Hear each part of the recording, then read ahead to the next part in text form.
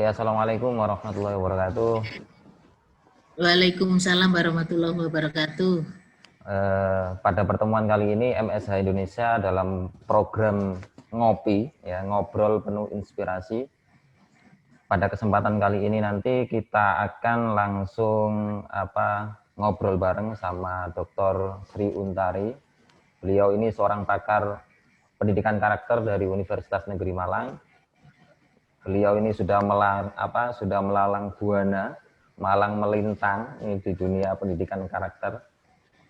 Nah, karena memang topik ini kita angkat karena memang melihat kondisi pandemi hari ini, bahwasanya kalau kita melihat dari pendidikan karakter sendiri ini sebagai sebuah indikator dalam membentuk, dalam menyempurnakan diri ya pada setiap individu, ya, baik secara terus-menerus ya, dengan tujuan untuk melatih diri untuk menjadi individu yang lebih baik. Nah, ini yang mungkin lagi ramai juga di masyarakat bahwasanya bicara tanggung jawab terkait dengan pendidikan karakter. Nah, ini kalau bicara tanggung jawab dari pendidikan karakter ini seolah-olah hanya tanggung jawab dari sebuah instansi terkhusus sekolah ataupun perguruan tinggi. Dalam hal ini lebih detail lagi kepada guru. Nah, gitu. Cuman ternyata kalau kita bicara tanggung jawab, ya seharusnya memang seluruh komponen, semua pihak, baik guru, kepala sekolah, kalau di kampus itu pimpinan kampus, baik rektor atau sebutan-sebutan yang lainnya, orang tua, pemerintah sebagai pemangku kebijakan, dan juga masyarakat itu sendiri tentunya. Nah, ini harus saling terlibat secara utuh, tidak bisa kita pisah-pisahkan, karena memang kalau bicara pendidikan karakter, komponen-komponen itu harus saling mendukung. Nah, namun fenomena di lapangan tentunya ketika adanya pandemi ini, anak-anak siswa ini bahkan mahasiswa ini kembali ke rumah, istilahnya BDR, belajar dari rumah. Nah, ini mungkin sesuatu yang unik juga buat orang tua yang mungkin kemarin itu menitipkan anak-anaknya ini kepada instansi, kepada sekolah, kepada perguruan tinggi, mungkin sehingga mereka berangkat, ya udah selesai, sudah tanggung jawab pendidikan ada di perguruan tinggi ataupun di sekolah. Nah, namun hari ini fenomena ini terjadi itu pendidikan ini ada di rumah. Nah, jadi termasuk orang tua ini harus benar-benar bisa memantau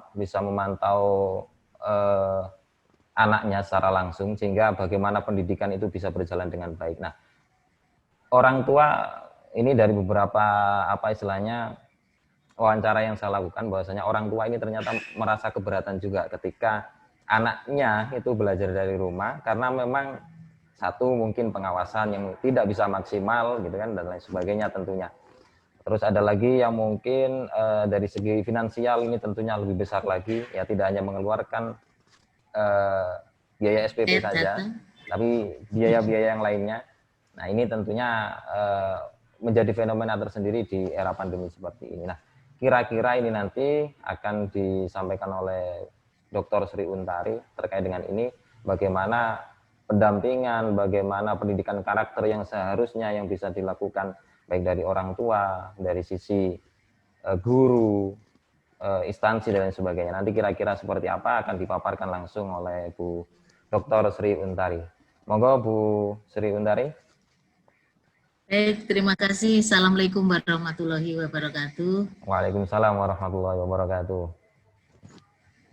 Selamat pagi, siang. Ya. Semoga senantiasa kita diberi kesehatan Amin, amin, ya Rabbal alamin. dan keridhaan dari Allah Subhanahu wa taala. Terima kasih Mas Hafid diberi kesempatan seperti ini. Kebetulan seperti tadi sudah disampaikan bahwa pendidikan karakter ini menjadi persoalan saat ini. Kalau kemarin pelaksanaan pendidikan seolah-olah menjadi tanggung jawab sekolah, guru, kepala sekolah, dan sebagainya itu. Nah, begitu ini terjadi pergeseran, di mana meskipun sebetulnya yang namanya pendidikan karakter itu ya basisnya keluarga, utama dan pertama itu keluarga. dititipkan ke sekolah, diamanahkan ke sekolah itu kan kurang lebih hanya 6-7, kalau full day kira-kira ya 7 jam lah. Selebihnya adalah masyarakat dan keluarga. Nah, kemudian menjadi persoalan tadi ketika kemudian mereka karena COVID, kemudian mereka harus belajar di rumah, lalu bagaimana sekarang tanggung jawab pendidikan karakter itu, atau mampukah pendidikan karakter itu terus dibina di rumah dengan tanda petik aturan-aturan di rumah yang mungkin tidak seketat aturan di sekolah, itu yang menjadi problem saat ini. Tadi sudah disampaikan juga bahwa ternyata mungkin dari segi keilmuan orang tua tidak semuanya bisa memberikan sumbangsih dari atas pekerjaan-pekerjaan yang harus dilakukan putra-putrinya. Kebetulan saya tahun ini melaksanakan 2 kegiatan. Yang satu itu terkait dengan bagaimana membangun sebuah kolaborasi antara sekolah, masyarakat, dan orang tua, yang kebetulan yang menjadi sasaran sekolahnya itu sekolah dasar laboratorium UM di Blitar. Nah, memfasilitasi sekolah tersebut itu ya untuk menjalin kemitraan juga dengan orang tua dan masyarakat dalam ini menata kultur sekolah, tapi dibasiskan pada pembudayaan nilai-nilai Pancasila.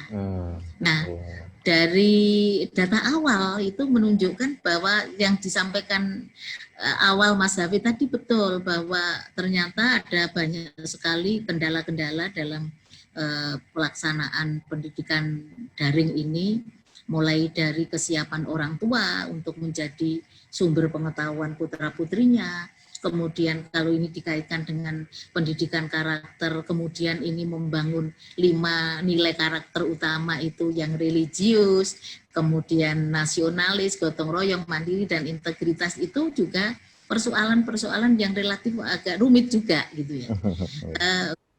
Saya wawancara dengan orang tua, Bu, ini selama daring bagaimana ya putra-putrinya ini difasilitasi. Ternyata beberapa di antara mereka yang memiliki kelebihan rezeki, mereka punya guru les. Ketika saya tanya kira-kira ini guru les atau apa istilahnya ya guru les, mereka menyebutnya guru les. Nah, bagaimana Bu kalau ini ya ini guru ini orang tua yang jujur mengatakan ini, ya karena anak-anak itu sebetulnya kan dunianya bermain toh Bu. Jadi kadang-kadang PR itu yang mengerjakan ya orang tuanya, ya guru lesnya itu ya. Nah, kemudian namakan anak-anaknya. Ini menjadi bertentangan kan dengan pendidikan karakter yang seharusnya mereka harus jujur, kemudian mereka punya integritas dan sebagainya. Ini memang beberapa orang tua mengatakan kalau saya itu yang penting anak saya itu bisa Bu itu ya. Jadi ya saya tetap saja mendampingi bersama guru lesnya, tapi yang mengerjakan anaknya sendiri. Tapi ternyata ini yaitu tadi ketika mereka yang tidak mau repot-repot itu ya karena anaknya ya bermain sekolah Bu itu ya. Nah itu akhirnya juga yang mengerjakan sosok orang tua dan atau guru lesnya. Ini hasil wawancara dengan kebetulan waktu itu yang kita melaksanakan diskusi kelompok terfokus GD itu POT itu paguyuban orang tua, kemudian pihak sekolah dan beberapa masyarakat.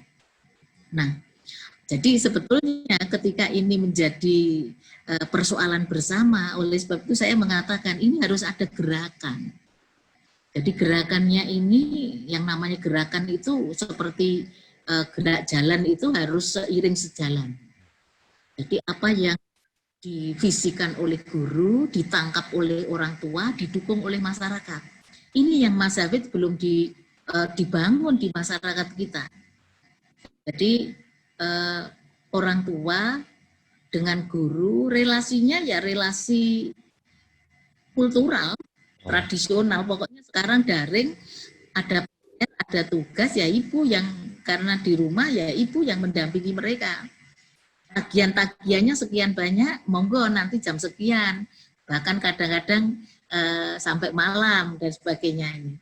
Beberapa teman juga yang kebetulan tim penelitian saya mengatakan, Bu, saya ini daring. Untungnya gurunya itu fleksibel. Jadi saya kadang-kadang mengunggah tugas anak saya itu juga kadang-kadang ya malam. Jadi ini artinya apa? Ya juga orang tua juga yang terlibat di dalam pengerjaan tugas-tugas putra-putrinya.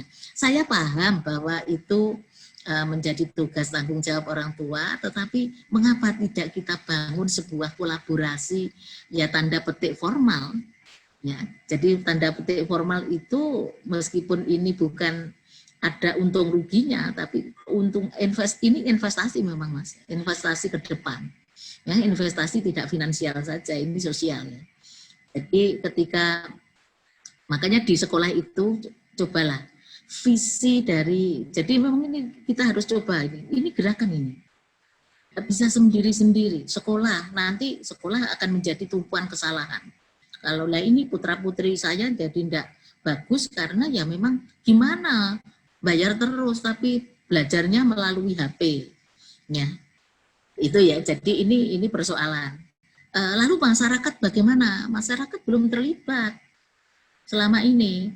Jadi ketika daring seperti ini, masyarakat itu sebetulnya peduli, Mas. Hanya karena memang tanda petik tidak dijawil tadi, tidak dilibatkan secara bagus ya, akhirnya juga belum optimal di dalam membantu pelaksanaan itu. Nah, ini misalnya begini, kalau kita identifikasi, ya ini di RT saya saja, itu berapa saja yang punya jaringan WiFi? Sedikit banyak. Kalau dia sedekah, karena memang jangkauannya kan tidak sampai ke RT, RW dan sebagainya, atau kalau itu mau membelikan alat kecil saja, itu sebenarnya terjangkau. Kalau dasawisma itu terjangkau.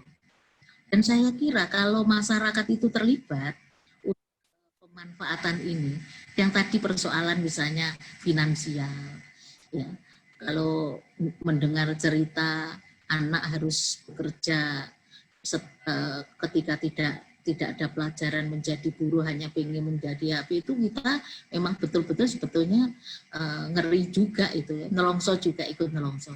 Ibu terpaksa mencuri karena ini bagaimana karakter ini. Ya, ibunya mencuri hanya pengen membelikan HP putra-putrinya. Nah ini kalau ya sudah itu urusannya guru sama orang tua, selesai Mas. Tapi kalau ini masyarakat terlibat, ya di era pandemi ini sodakoh lah, meskipun hanya meminjamkan laptop untuk dipergunakan gantian, membocorkan wifi-nya, kepada anak-anak yang ada di sekitarnya. Saya kira itu kalau ini diorganisir secara bagus, Mas, itu sebetulnya gerakan pendidikan karakter itu menjadi satu gerakan luar biasa justru ketika di era pandemi ini. Nah itu awal-awal mungkin yang ingin saya sampaikan, bahwa ini harus merupakan gerakan bersama. Sekolah tidak boleh hanya memberikan tugas-tugas, beban-beban yang menjadikan orang tuanya stres, anaknya juga bingung, ya. Orang tua juga tidak bisa kemudian hanya mengandalkan guru les karena kita punya finansial, gitu ya. Masyarakat nampaknya juga harus peduli sekarang ini. Kalau mereka tidak dijawil, inisiatif datang. Tapi akan lebih baik, makanya sekolah SD Lab UM ini ayo mari kita buatkan semacam satu komitmen bersama. Turunkan visimu dari dari menara gadingnya, turunkan kepada orang tua visinya ini menjadi visi bersama, sampaikan pada masyarakat, ini menjadi satu visi komunitas, Mas. Jadi komunitas itu dalam rangka apa ya tadi? Ya, pendidikan karakter. Mungkin mengawali seperti itu, Mas Hafid? Ibu, memang Ya, di era pandemi ini sebenarnya menjadi kesempatan juga, selain ada kelebihan dan kekurangan, ya tentunya ya, kita kalau bisa mengambil hikmahnya itu ternyata luar biasa. Kita sebagai terkhusus di kita ini sebagai masyarakat itu kalau kita mau berbagi itu luar biasa memang. Bisa kayak tadi yang sudah disampaikan oleh Bu Untari bahwasanya berbagi hotspot dan lain sebagainya, atau mungkin yang ya, kita ini yang punya keahlian dalam bidang pembelajaran bisa memberikan les dan lain sebagainya, karena memang tidak seutuhnya orang tua itu bisa atau mampu memberikan fasilitas guru les ke rumahnya masing-masing. Nah, dengan segala macam ya, hal yang positif dan negatif itu tadi. Nah, tentunya meskipun dalam kondisi seperti ini, kita mau tidak mau harus mengambil nilai-nilai positifnya dengan tujuan agar bisa apa istilahnya kita ini mengimplementasikan nilai-nilai dari karakter itu sendiri. Nah, terlepas dari itu Bu Untari, bahwasanya eh, ini juga yang mungkin menjadi fenomena juga buat teman-teman kami sebagai seorang guru itu di dalam kelonggaran untuk memberikan sebuah nilai. Nah, ini tentunya eh, ya ini sebagai rasa kemanusiaan juga, namun karena kadang ya kalau memang kita sudah pernah ketemu dengan seorang siswa tersebut, mungkin sekarang sudah kelas 2. Namun kemarin ini kan era pandemi ini kan juga mengawali tahun ajaran baru. Nah, sehingga kami saja ya, tidak pernah tahu yang namanya anaknya yang mana, bagaimana karakternya, dan lain sebagainya. Nah, ini tentunya mau tidak mau, sedikit ataupun banyak itu mengabaikan yang namanya beberapa nilai-nilai itu. Meskipun juga kadang kita kedepankan juga nilai-nilai itu. Dari hal-hal ini kira-kira bagaimana Bu Dari? baik. Jadi ketika itu terkait dengan bagaimana kita tidak mengenal atau kita kalau kalau offline kan kita ketemu dengan siswanya, perilakunya. Saya melihat begini, Mas. Ketika di video-video bagaimana pelaksanaan daring dilaksanakan guru, beberapa saya agak prihatin karena di situ terlihat bagaimana siswa ini ketika daring dengan gurunya ini, ya mereka itu pakai kaos, oblong, ya rambut tidak disisir, kemudian ya intinya kita tidak membangun juga ketika daring itu perilaku-perilaku santun yang nampak gitu ya. Nah ini kan kalau alangkah baiknya kalau itu memang misalnya pakai Google Meet ya, itu anak-anak nanti disampaikan kepada, kali itu biasanya ada WA group gitu dengan orang tua. Bapak Ibu nanti jam sekian kita akan menyelenggarakan Google Meet, mohon putra putrinya tetap seperti sekolah ya Bu, pakai baju, kalau yang SMA ya pakai baju seragamnya dan sebagainya. Nah ini sesekali kita bisa lihat bagaimana tampilan anak-anak kita dari performance dia ketika ikut Google Meet ini. Nah, di video-video itu mereka nampaknya memang benar-benar merdeka belajar. Ya, jadi seragam itu kan merdeka. Padahal sebetulnya merdeka itu tidak berarti kalau di Ki Hajar Dewantara itu kan merdeka itu sak geleme, Mas. Ya, oke. Okay. Ya, sak geleme iku merdeka. Tapi orang nganggo dhewe. Okay. Lek geleme dhewe, nah, lek sak geleme dhewe itu ya suka-suka dia. Lek sak geleme itu tetap ada nilai dan atau aturan-aturan yang dilaksanakan bersama. Nah, memang ketika kemudian ini terkait dengan penilaian agak rumit juga. Bagaimana kalau begitu penilaian itu? Nah, kalau itu basisnya karakter, maka ada baiknya bahwa penilaian itu basisnya adalah dirinya sendiri. Silahkan anak-anak kita untuk memandang dirinya, merefleksi dirinya, nyondro dirinya. Nah, ini biasanya guru bisa memberikan formulir atau form gitu ya. Ya, mereka bisa mengisi, jangan terlalu banyak karena ketika sebetulnya itu kalau offline hakikatnya kan rubrik, Mas. Tapi kita online kita bentuk form. Nah, jika itu sudah benar-benar dikirimkan, biarlah mereka mencoba untuk menilai dirinya sendiri. Ini butuh kejujuran. Ya. Anak-anak dilatihkan kejujuran. Mungkin kita jangan pernah kita punya praduga begini. Nanti kan dia menilai yang baik-baik aja, Bu, enggak apa-apa di awal. Ya. Agar itu nanti menjadi sebetulnya kalau ketika dia semuanya baik, sholat tepat waktu, ya kemudian membantu orang tua, macam-macam yang terkait dengan materi yang kita berikan. Dia memberikan nilai-nilai yang relatif. Nanti kalau yang seperti ini nilainya antara 6 sampai 7, ini 8 sampai 9 gitu. Biarlah dia memilih yang tinggi-tinggi. Siapa tahu bahwa apa yang dia nilai tinggi ini merupakan target hidup dia. Jadi dia sudah mentargetkan ini. Meskipun gurunya mosok ini semuanya bagus-bagus semua, enggak apa-apa di awal.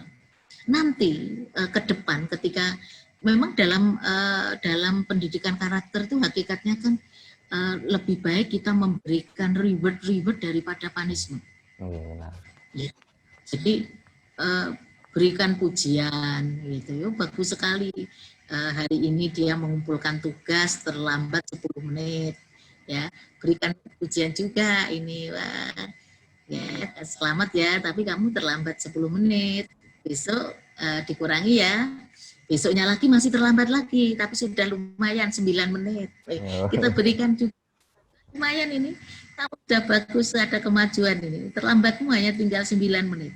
Kalau besok kamu kerjakan lebih awal, kamu akan lebih tepat waktu. Nah, ini yang kita maksudkan itu. Jadi, biarlah mereka menilai diri sendiri, tidak objektif di awal, dipersilakan. Kita berpraduga baik saja kepada anak-anak adalah target hidupnya. Tinggal kita memfasilitasi agar targetnya tercapai.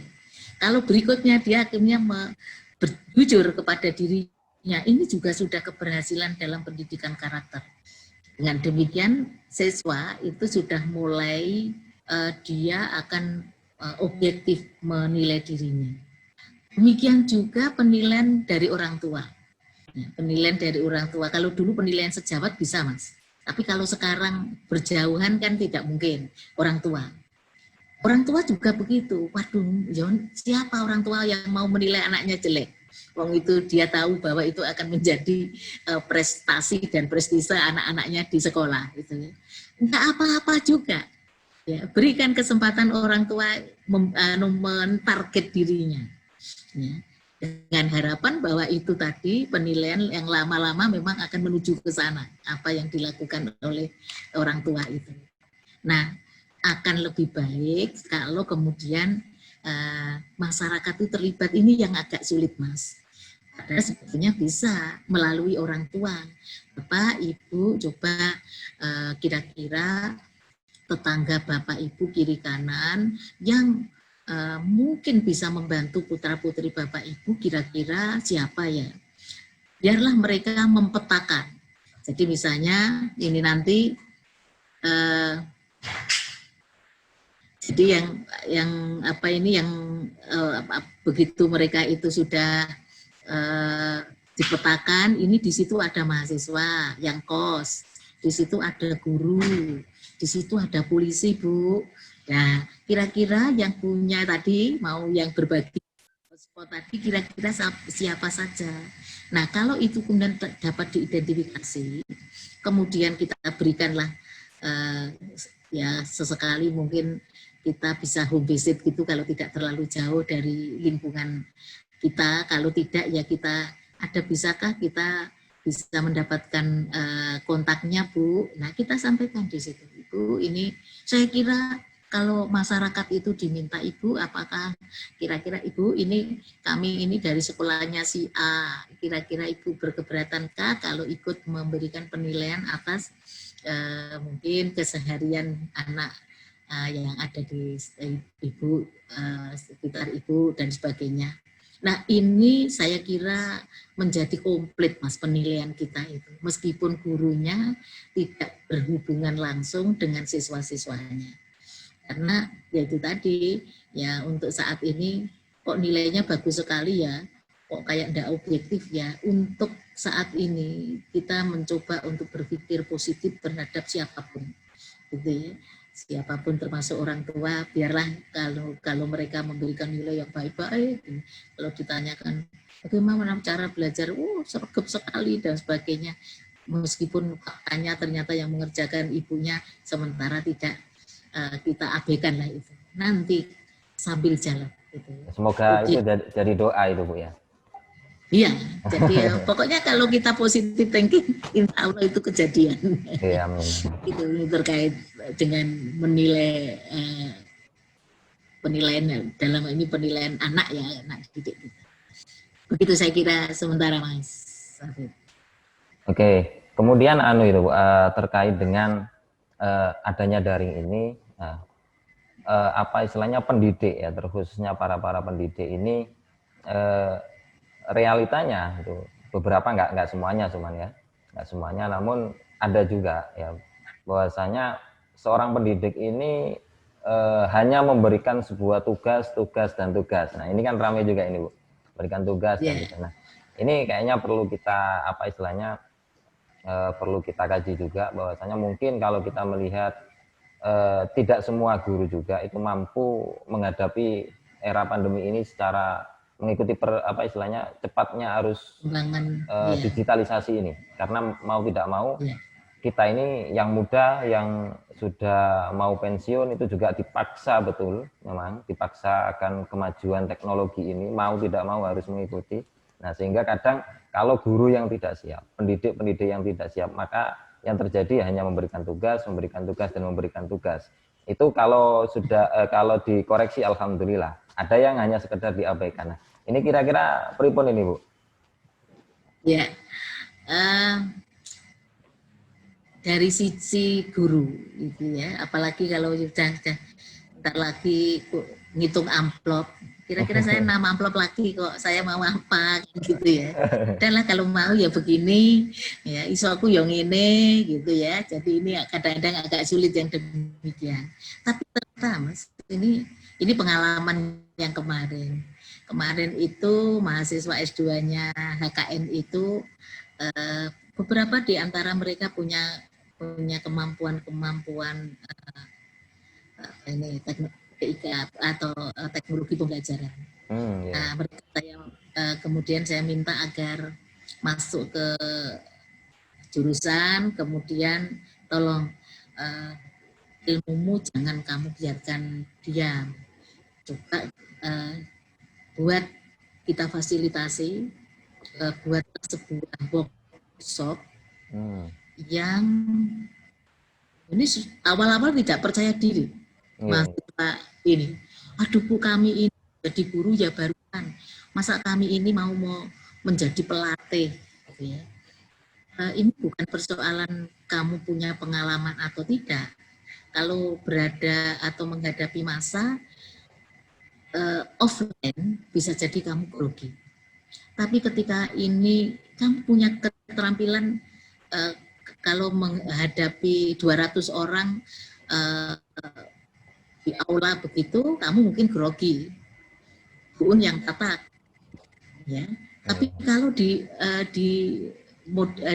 ini nanti di kegiatan-kegiatan berbasis TIK, buun malah yang grogi kan. Kamu yang punya kemampuan. Akhirnya beberapa itu dari dia mengajarkan tentang mulai ternyata Mas puisis, Camtasia 9 dan sebagainya itu ya sudah gini Bu, sekarang sudah menguasai itu gitu ya. Begini, kalau untuk teman-teman guru, kamu tidak boleh berpikir seperti itu. Pikiranmu Ya kalau nanti dia tidak memerlukan, dia tidak ikut workshop ini. Tapi mereka yang memerlukan, mereka akan berpartisipasi. Kamu tidak usah punya target nanti daftar di TIK yang ikut Google Meet atau Zoom itu kira-kira 1000 sekian orang atau 1000 orang, tidak usah. Mereka yang berminatlah yang nanti akan dengan sendirinya nanti akan kelihatan.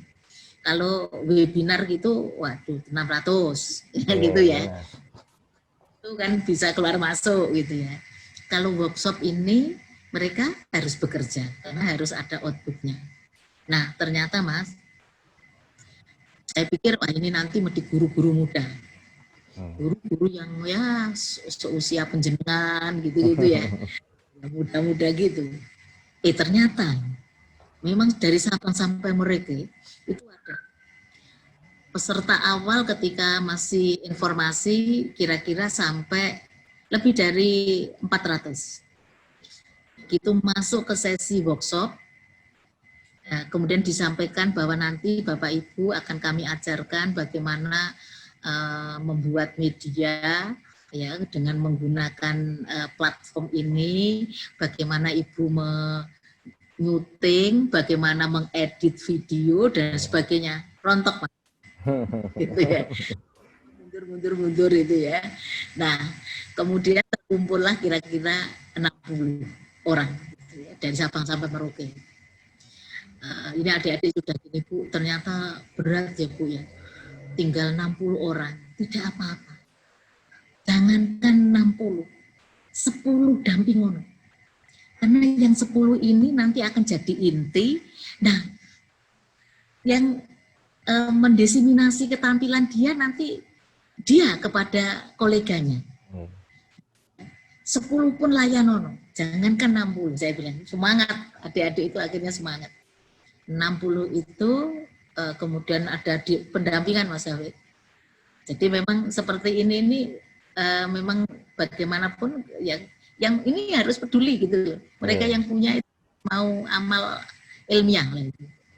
Nah, kemudian dari 60 itu ternyata kemudian dipilih lah ya. Sebetulnya bingung juga mereka ini Bu, lalu banyak ternyata itu bagus-bagus hasilnya. Karena nanti akan ada semacam presentasi bagi 5 terbaik gitu. Nah, yang namanya pendamping ini juga bingung, ternyata bagus-bagus semua. Dia pilih 5 yang terbaik gitu ya. Mas yang ketemu itu ternyata ya guru-guru itu luar biasa. Jadi kita mikirnya kan, lah ini nanti yang muda-muda deh yang menguasai, tidak. Ada yang kira-kira ya usia sekitar 40-47 tahun gitu ya. Dari Natuna, Mas. Oh, Natuna.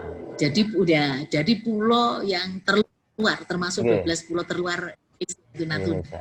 Nah, ini juga ternyata hasilnya bagus sekali. Ya, bagus sekali. Dan ketika dia terpilih, ya, dia berjanji bahwa ini saya hanya mencoba, saya tidak menduga bahwa saya akan menjadi 5 terbaik. Saya menjadi semangat dan saya akan tularkan ini kepada seluruh guru-guru yang sekitar. Nah, ini memang seperti itu, Mas. Ya, jadi untuk guru harus bagaimana itu ternyata ya update diri penting. Ya, tidak menjadi kendala. Ya, jangan gengsi kalau Bu Un ini generasi Z yang jadi gurunya.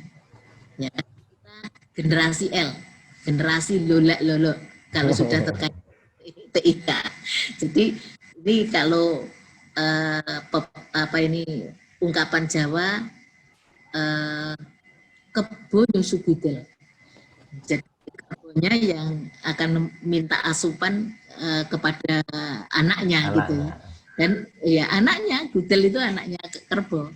Nah ini di kampus itu saya juga tidak pernah malu kalau kemudian saya catat lagi, ya. Apalagi jangan terlalu cepat kalau mengajari mak-mak seperti ini. Saya catat satu-satu gitu ya. Saya catat satu-satu itu. Saya bilang ini bukan, saya masih Iqra 1, bukan Al-Quran, jadi pelan-pelan. Ya, masih Iqra 1, tulis. Nanti Mas, di rumah, tulisan itu saya sampaikan dia habis bingung lagi. Nah, besok tanya lagi, sampai ini, sampai bisa. Nah, saya kira seperti itu. Jadi ketika guru kemudian karena, dan ternyata tidak juga kok, guru-guru yang senior-senior itu juga tidak kalah semangatnya, ya, tidak kalah semangatnya. Mereka mau belajar karena mereka sadar bahwa ini dunia yang memang sebetulnya mereka tidak bisa masuk, tetapi ini dunia yang dia harus kenal. Nah, itu yang menyebabkan kemudian guru-guru itu saling asah, saling asuh. Yang muda itu juga, yang muda mungkin ya tidak telaten juga. Kemarin saya ajari sudah lancar, sekarang mau aplikasi lagi, lupa lagi itu ya. Tapi maklum saja itu. Ini dari sisi guru. Jadi ternyata ya guru itu ya karena difasilitasi di sekolah, mereka didampingi oleh dosen-dosen guru-guru muda, di rumah ternyata dia masih juga bisa didampingi oleh putra-putrinya. Jadi kalau begitu itu, terus Bu, pokoknya saya kalau Zoom bareng gitu itu dadak nulis ID ya saya enggak bisa, pokoknya itu begitu diajak Zoom sama muridnya, itu saya ya tinggal pakai saja, itu ya, ada yang demikian. Tapi percayalah bahwa guru itu tidak ada batas usia yang mereka ya 1-2 saja lah. Kalau ada yang udah saya mau apa, tinggal 6 bulan lagi saya pensiun, seperti ini ya ada. Tapi lebih banyak yang tetap berusaha untuk yang terbaik untuk siswa-siswa. Saya kira itu, Mas. Oke, siap Bu. Nah, ini untuk yang terakhir Bu, ini saya mau memberikan informasi ke panjenengan bahwasanya terkhusus saya, karena saya juga mengajar kelas 10 ya. Ini saya belum pernah tahu sama sekali siapa siswa saya ya, secara langsung, bagaimana anaknya ini dan lain sebagainya. Namun ini momentum ulang tahun Indonesia ke-75 kemarin Bu, itu saya mencoba untuk memberikan tugas, bahasanya memberikan tugas kepada anak-anak, kepada siswa-siswi itu untuk berkolaborasi. Namun kolaborasinya itu dari rumahnya masing-masing, itu untuk membuat sebuah karya, bahwasanya mereka itu harus menyanyikan lagu-lagu kebangsaan. Nah, itu sudah saya tentukan lagu-lagu kebangsaannya. Nah, namun itu harus nanti akan tersusun dalam satu lagu gitu. Nah, saya awalnya pesimis awalnya, bisa nggak kira-kira anak-anak ini gitu, karena memang nggak pernah ketemu. Saya menjelaskan juga hanya via Zoom, hanya via WA ketika ada pertanyaan-pertanyaan, dan alhamdulillah pun ternyata itu mereka dari sekian kelas itu mampu membuat karya-karya itu dan luar biasa, meskipun mereka tidak pernah ketemu. Nah, mungkin untuk karyanya ini nanti akan saya share ke Buntari linknya, nanti ini sudah saya share ke YouTube juga, sudah saya share di YouTube MSH Indonesia. Nanti langsung saya linknya akan saya sampaikan ke Bu Untari. Ternyata anak-anak kita meskipun tidak pernah ketemu itu ternyata mampu berkarya dengan segala keterbatasan tentunya. Nah, itu mungkin itu Bu yang terakhir dari pertemuan ini. Mungkin panjenengan ada pesan-pesan untuk kami ini, terkhusus para pendidik-pendidik yang baru belajar ini Bu, agar bisa selalu berinovasi, agar selalu semangat untuk menjadi seorang. Saya yakin itu ini. Kalau bagus. Lah itu Mas, penjenengan kan awal sudah kira-kira bisa tidak, jangan bisa tidak, kira-kira anak saya bisa tidak, karena penjenengan sudah yakin bisanya lebih dulu, bisa tidak, dan tidak bisa gitu ya.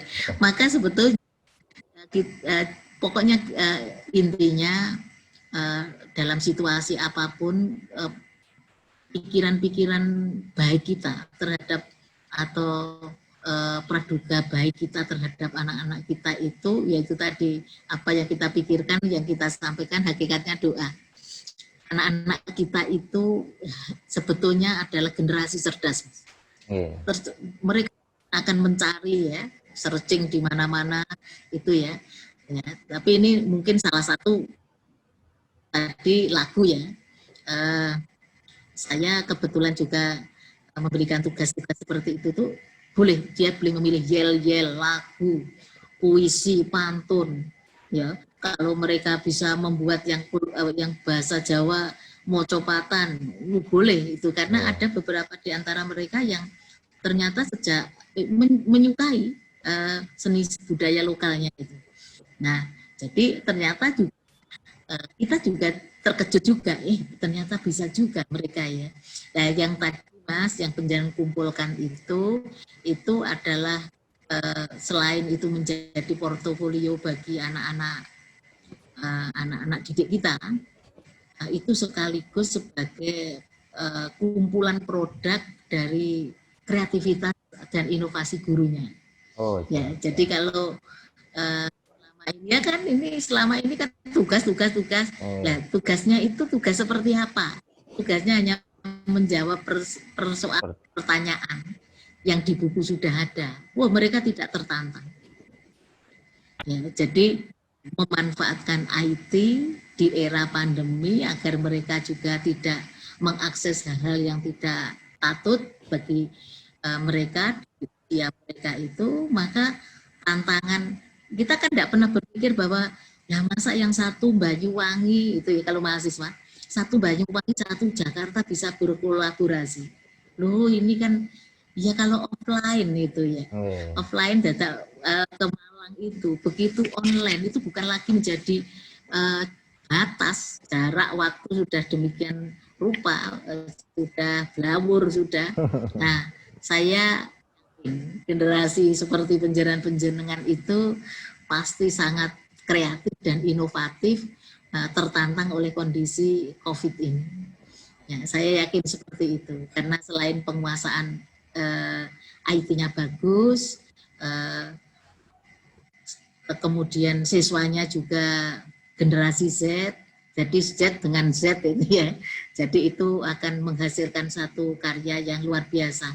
Menurut saya Mas, itu kalau perkara konsep ya, kita ajarkan demokrasi adalah misalnya, atau NKRI adalah dan sebagainya, biarlah dia baca itu di internet banyak sekali. Tapi bagaimana mengaktualisasi itu dalam karya-karya luar biasa tadi, itulah inovasi guru. Jadi apa yang kalau saya boleh menilai, meskipun saya belum melihat yang penjenengan kirim, itu adalah bukti dari kreativitas dan inovasi penjenengan selaku guru di era tatanan normal baru ini, gitu ya. Saya kira itu tatanan kehidupan baru, gitu ya. Saya kira itu Mas. Jadi selamat itu. Ini tinggal terus mengembangkan. Saya yakin siswa-siswa kita itu akan lahir menjadi generasi yang memang siap. Tapi yaitu tadi pendidikan karakternya perlu tetap dikawal ya. Jadi kalau sesekali bolehlah satu kira-kira setelah pertemuan kelima, bagaimana kalau mereka ada cara-cara, saya kira anak-anak muda sudah tahu itu pakai WA pun bisa mengundang 50 peserta itu. Nah, kalau saya malah ngikuti aja, tapi ini sudah diundang, lu pakai WA bisa sekian banyak, itu ternyata bisa. Gitu ya. Jadi saya yakin seperti itu bisa penjenengan lakukan. Jadi bagi dosen-dosen muda tetap semangat, berinovasi, berkreasi di era COVID, dan bermanfaat bagi kemajuan bangsa. Terima kasih Mas David. Assalamualaikum warahmatullahi wabarakatuh. Waalaikumsalam warahmatullahi wabarakatuh.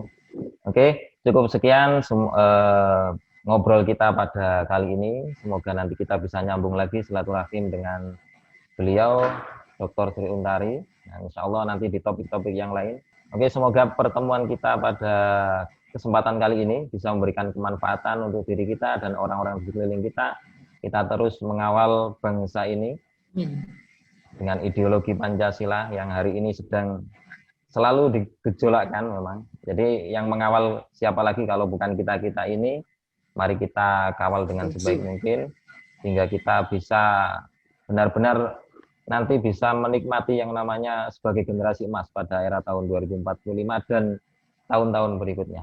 Oke, cukup sekian kita akhiri. Wallahu a'lam bishawab. Wassalamualaikum warahmatullahi wabarakatuh.